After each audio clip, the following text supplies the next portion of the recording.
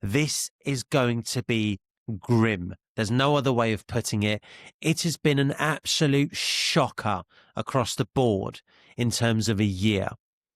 So I'm going to dive in with some statistics and some data and some real highlights, or rather lowlights, of 2025. And SDRs and AEs, I want you to listen to this. And it's going to be an uncomfortable watch and it's going to be shit at times. But I think it's super important because you're going to have to reevaluate your career paths next year based on the data of what 2025 showed us and what projections of 2026 look like already.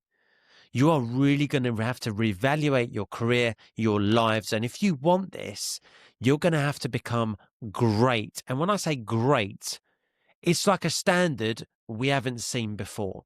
If you're up for the fight, stay tuned. Let's jump into the review of 2025. And I mean, where do we start? Well, let's start with quota attainment. In SaaS, this year just gone, we saw the worst levels of quota attainment across the board. Enterprise AEs finished at less than 40% attainment, 38% attainment. And that is when there was a bit of a late Q4 bump, because that was closer to 25% only 2 months ago or 3 months ago going into Q4. Outside of enterprise, wasn't really much better. The SaaS average hovering around 40% attainment, which means 3 out of 5 reps are missing their target. Guys, target is what we need to hit. That's not it'd be nice to get to target. It's I have to get to target.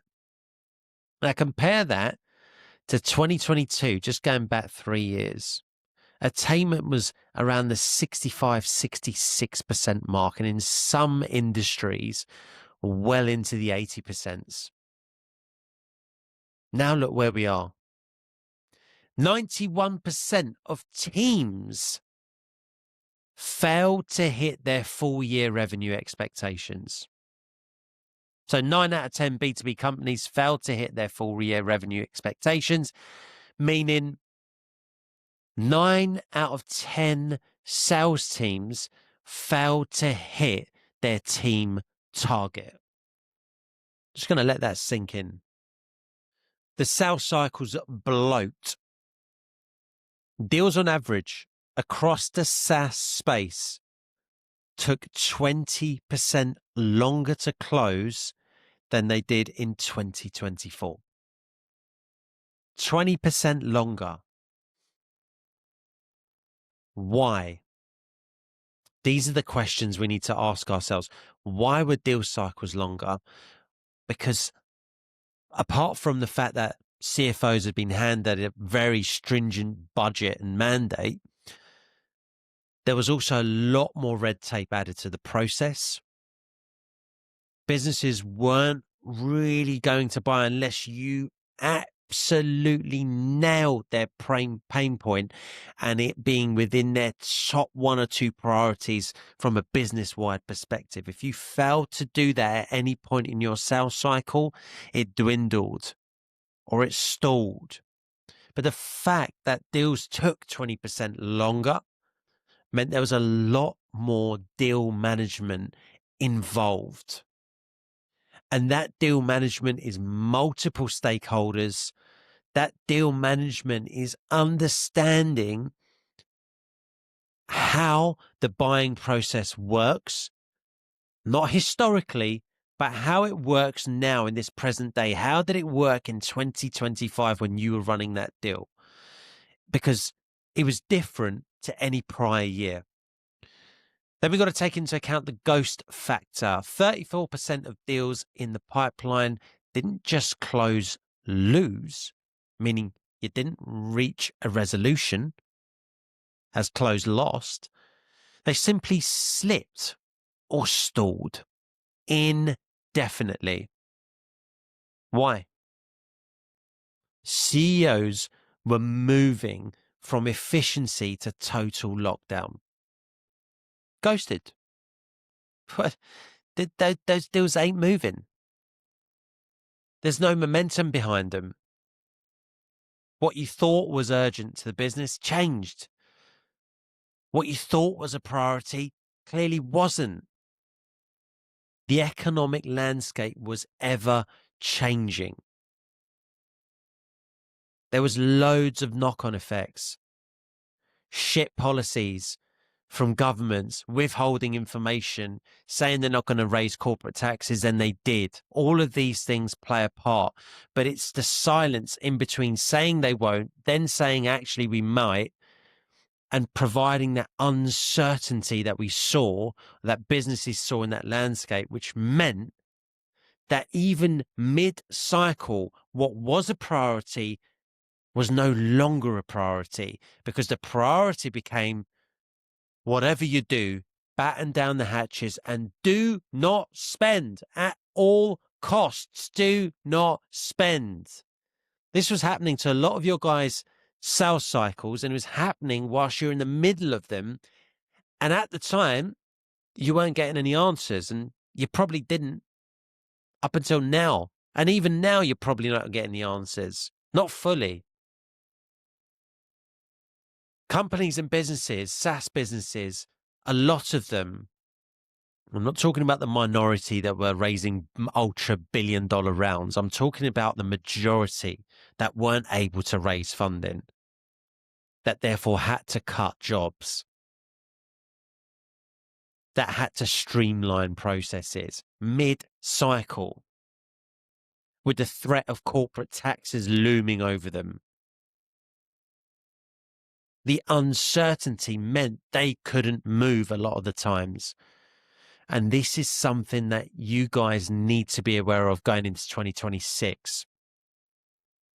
Now, let's talk about layoffs and redundancies. Here's some statistics for you.